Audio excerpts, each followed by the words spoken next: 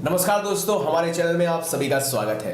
दोस्तों, रोजाना पूरे देश भर से हमारे पास बहुत सारे सवाल आते हैं, इसीलिए आज खास तौर पर इस खास वीडियो में हम आप सभी के सवालों का जवाब देंगे। इसीलिए आज हमारे साथ स्टूडियो में मौजूद है आचार्य दशमाना जी, आचार्य मयूर दशमाना जी। आज आपके जितने भी धार्मिक चीजों से, धार्मिक स्थलों से या कुंडली से जुड़े हुए हैं या मंदिर से जुड़े कुछ भी सवाल हैं, उन सभी के सवालों के जवाब आज आपको पूरी तरह से मिलेंगे। तो शुरुआत करते हैं दशमाना जी। सबसे पहला जो सवाल अक्सर हमें पूछने को मिलता है, लोग ज़्यादा सवाल पूछते हैं कि जो मंदिर है, जो मुख्य होता है, घर की किस दिशा में बनाना चाहिए, क्योंकि बहुत से लोगों का यही सवाल बार बार हमें मिलता है। जैसे आप सवाल कर रहे हैं कि मंदिर किस दिशा में होना चाहिए, सबसे पहले मैं जो हमारे दर्शक हैं उनको ये बताना चाहूँगा कि इसमें सबसे पहले आपको ये ध्यान में रखना चाहिए कि मंदिर की दिशा क्या होनी चाहिए आपके घर में, और उसका पता कैसे आप लगा सकते हैं। तो जो आपका एंट्रिंग का गेट है, मतलब जहाँ से आप प्रवेश करते हैं, वहाँ से आपको ये देखना है कि सीधा दरवाजे के सबसे सामने पे मंदिर आपका नहीं होना चाहिए, क्योंकि आप प्रवेश करते हैं तो सीधा मंदिर के दर्शन नहीं होने चाहिए। उससे फल यह है कि नकारात्मक ऊर्जा जो आपके साथ बाहर से आ रही है, वो सबसे पहले आपके मंदिर पे प्रभाव डालेगी और घर में नकारात्मक ऊर्जा का संचार बढ़ जाएगा। इसी के कारण बहुत सी परेशानियां हमें झेलनी पड़ती है, जैसे स्वास्थ्य संबंधी हो या और भी बहुत सी ऐसी समस्याएं हो जाती हैं, जिससे अगर हमारा कोई भी काम है, घर से संबंधित भी है, तो वह पूर्ण नहीं हो पाता है।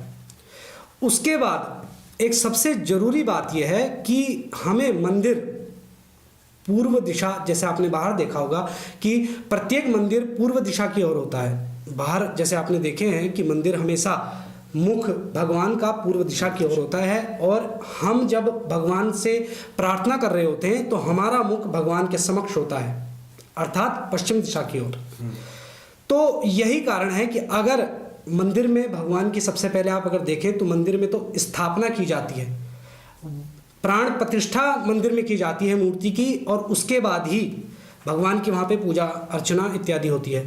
वहीं अगर हम घर की बात करें तो घर में हम प्राण प्रतिष्ठा नहीं करते हैं, हम केवल मंदिर की स्थापना करते हैं और नॉर्मल मूर्ति इत्यादि भगवान की प्रतिमाएं हम रखते हैं घर पे। तो इससे, क्योंकि हम वहाँ पे प्राण प्रतिष्ठा नहीं कर सकते हैं, तो इसलिए हमें पूर्वाभिमुख होकर ही भगवान की अर्चना पूजन करना चाहिए। भगवान का जो मुख है वह पूर्व की दिशा में ना हो। क्यों? क्योंकि आप मंदिर को, तो मैंने आपको बताया कि मंदिर पूर्व की दिशा में भगवान का मुख होता है, इसलिए हमें वहाँ पे पूजा अर्चना करनी चाहिए। लेकिन अगर घर की हम बात करें तो घर एक ऐसी स्थिति में होता है कि आसपास और कई भी घर हैं आपके, और बहुत सारी चीज़ें हैं कि आप एक ही कमरे में रहते हैं। कई बार ऐसी स्थिति होती है कि कई लोगों के पास एक ही कमरा है। दरअसल आचार्य जी, कई लोगों की समस्या ये भी होती है कि वो बाहर दूसरे राज्य से आते हैं यहाँ पर रहने, तो कभी कभार फ्लैट्स ऐसे मिल जाते हैं जहाँ पर अवेलेबल नहीं हो पाता है स्थान, और कभी कभी ऐसी भी सिचुएशंस आ जाती हैं, कुछ ऐसी परिस्थितियाँ आ जाती हैं कि मंदिर वो खुले में बनाते हैं, या उनको कैसे रंग का मंदिर बनाना चाहिए, किस तरह का आकार होना चाहिए मंदिर का, उस बारे में कुछ आप बताइए, क्योंकि लोगों के बहुत सवाल आते हैं इस बारे में। तो देखिए, सबसे पहले मैं ये बताना चाहूँगा दर्शकों को कि जो लोग बाहर से, जैसे रूम आप फ्लैट ले रहे हैं, तो उसमें विशेष रूप से तो ये ध्यान रखें कि एक अलग स्थान मंदिर का होना चाहिए। दिशा की बात हमने करी कि पूर्वाभिमुख नहीं होना चाहिए, भगवान का मुख पूर्वाभिमुख नहीं होना चाहिए, तो एक अलग स्थान उनको प्रदान करें।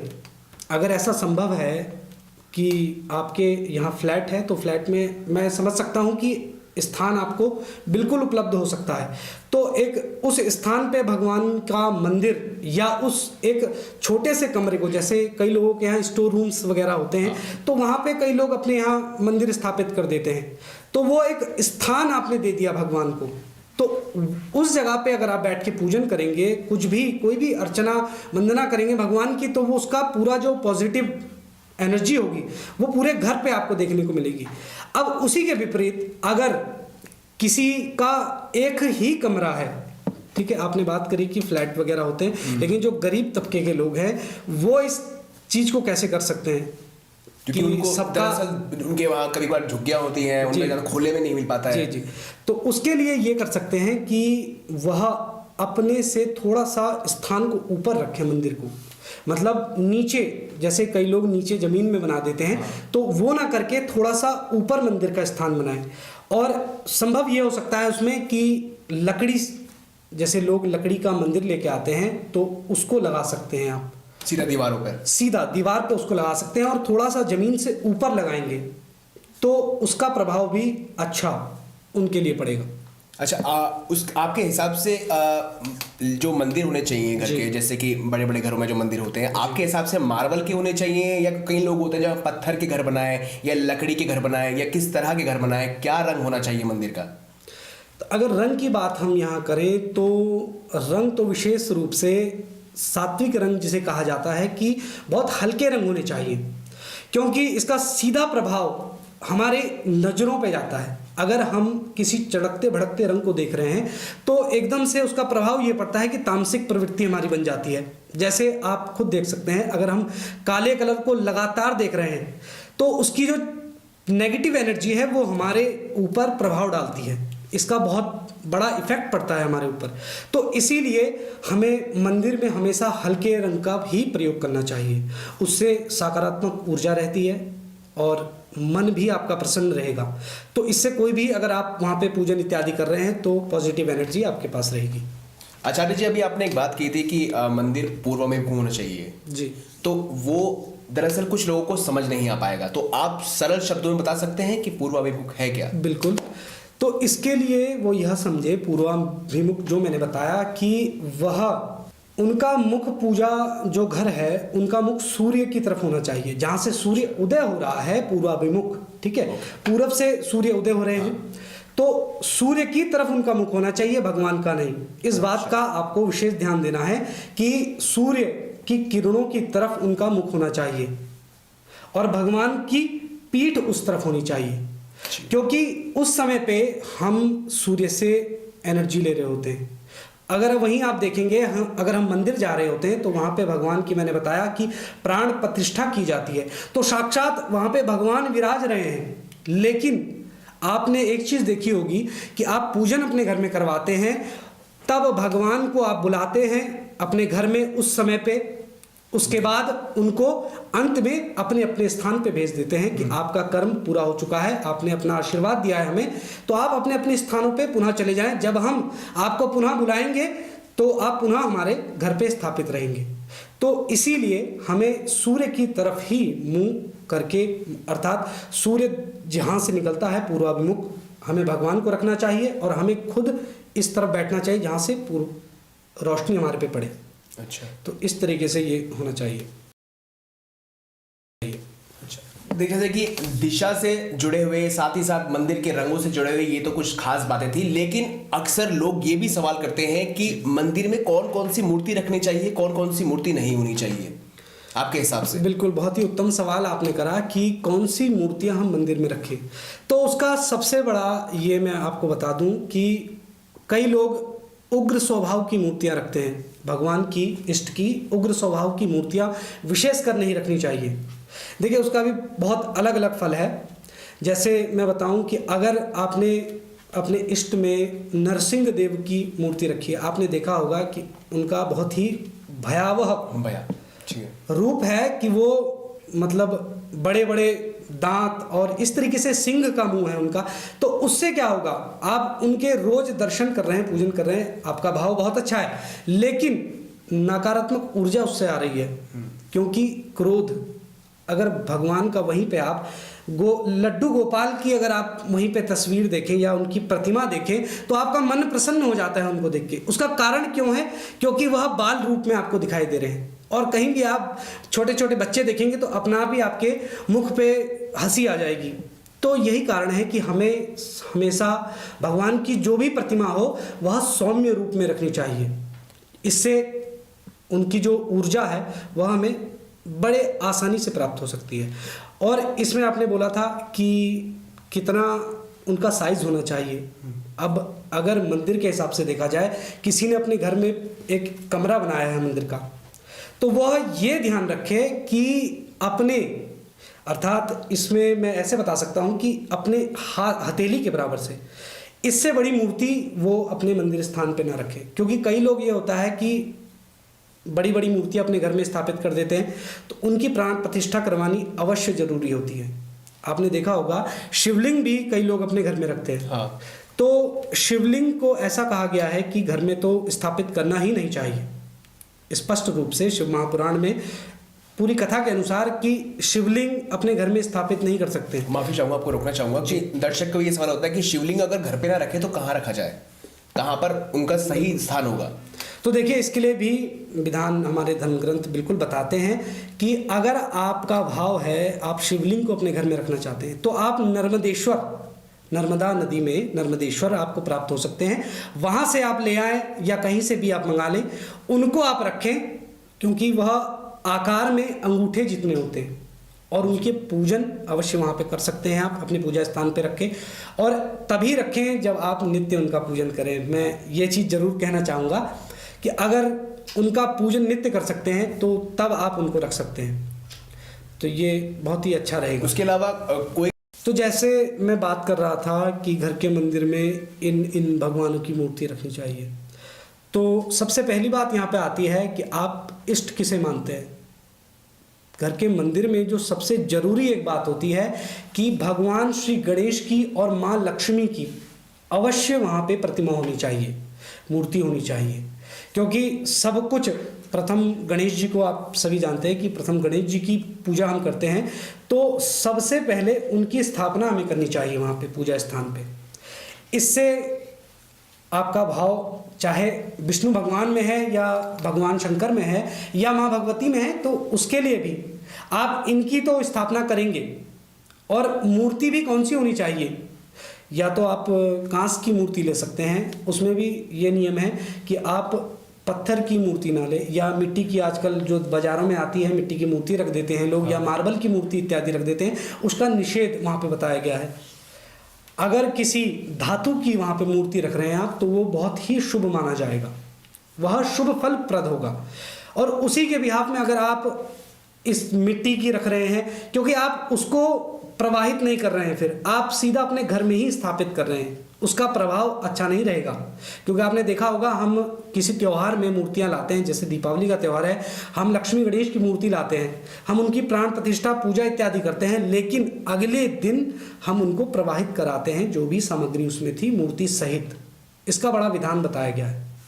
तो इसीलिए घर के मंदिर में हमेशा लक्ष्मी गणेश जी की धातु की मूर्ति रखनी चाहिए। और उसके बाद जैसे ये हुआ कि कौन से भगवान की मूर्ति हम और रख सकते हैं, तो उसमें आप जिनको इष्ट मानते हैं उनकी मूर्ति रखें। जैसे आप भगवान विष्णु के भक्त हैं तो आप विष्णु जी के सौम्य रूप की मूर्ति रख सकते हैं। ज़्यादातर लोग अपने घर में विष्णु भगवान की मूर्तियां नहीं रखते हैं, ज़्यादातर कृष्ण भगवान की मूर्तियां रखते हैं, लड्डू गोपाल जी की मूर्ति रखते हैं। तो ये हो सकता है।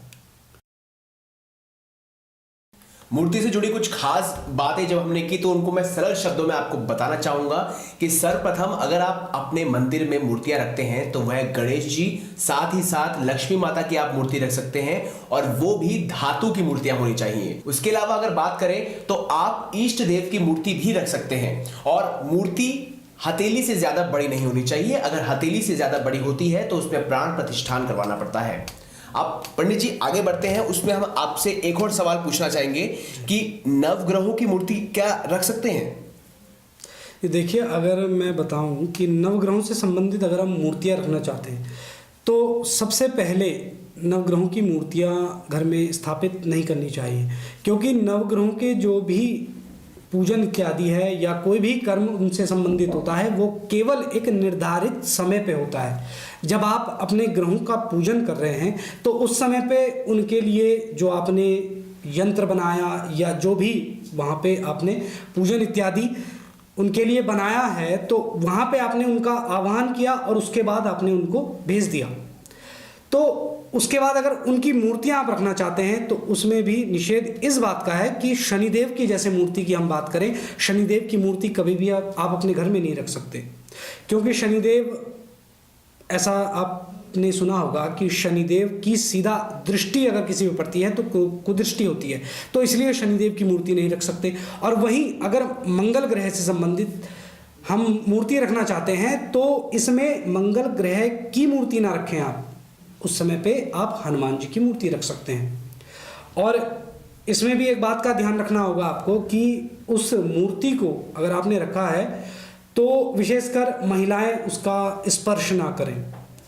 जैसे मैं बता रहा हूँ कि महिलाएं उसका स्पर्श ना करें हनुमान जी के लिए, कि मंगल से संबंधित कई उपाय करते हैं लोग तो मंदिर नहीं जा पाते कई लोग, जैसे मैंने बताया कि तो हनुमान जी की प्रतिमा वो ला रहे हैं अपने घर में स्थापित कर लें, बिल्कुल कर लें, लेकिन स्त्री, कोई भी स्त्री, महिलाएं वहाँ पे उनकी प्रतिमा को ना छुएं।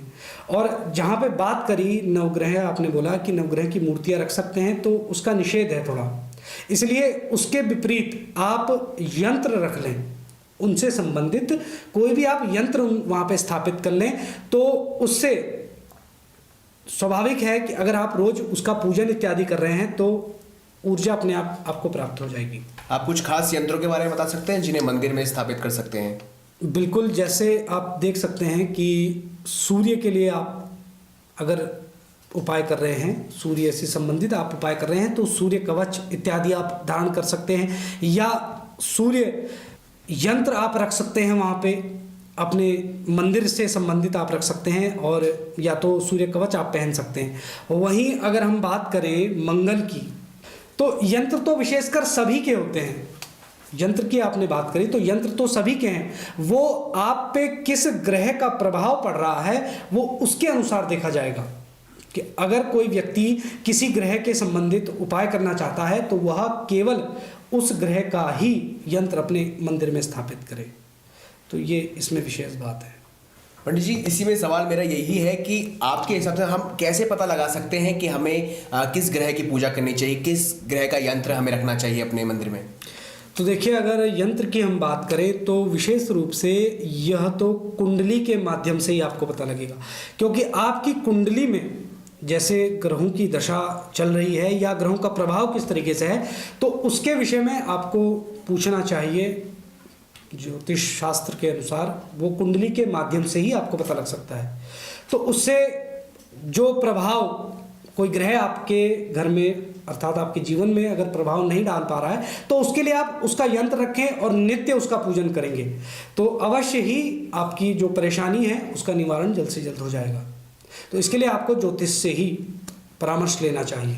धन्यवाद पंडित जी, आपने जितने भी दर्शकों ने आपसे सवाल पूछे थे उन सभी सवालों का आपने बखूबी उत्तर दिया है। और मैं अपने दर्शकों से ये भी निवेदन करना चाहूँगा कि अगर आपके मन में कोई और सवाल है तो आप हमें ज़रूर कमेंट में लिख सकते हैं अपने सवाल। साथ ही साथ अगर आप कुंडली से जुड़े हुए या फिर किसी और चीज़ से जुड़ी हुई कोई भी जानकारी जानना चाहते हैं तो नंबर जैसे कि डिस्क्रिप्शन में हमने दे रखा है, आप वहां जाकर भी हमसे बात कर सकते हैं। आज की इस खास वीडियो में सिर्फ इतना ही। मिलेंगे अगली बार एक नई खास वीडियो के साथ, तब तक के लिए धन्यवाद।